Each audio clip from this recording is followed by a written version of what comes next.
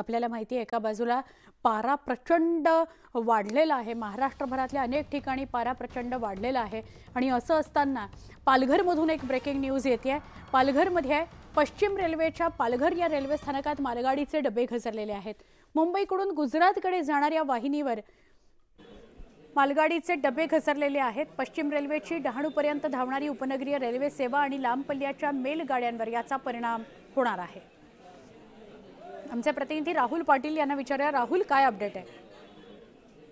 नक्कीच 5:30 वाजताच्या सुमारास पश्चिम रेल्वेच्या पालघर रेल्वे स्थानकावर मालगाडी जी आहे ती मुंबईहून गुजरातकडे जात असताना पालघर रेल्वे स्थानकात स्लायडिंगनं घेत असताना ही मालगाडी जी आहे त्याचे डबे जे आहेत ते काही घसरले। त्याच्यामुळे याचा परिणाम जो आहे तो पश्चिम रेल्वेच्या वाहतुकीवर झालेला पाहायला मिळेल।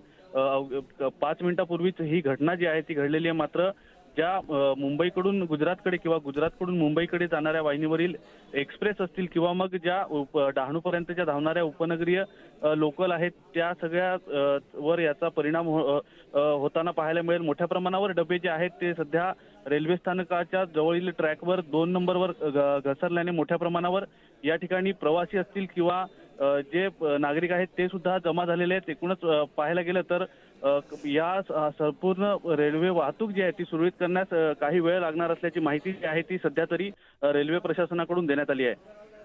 नक्की, धन्यवाद माहिती दिल्याबद्दल राहुल।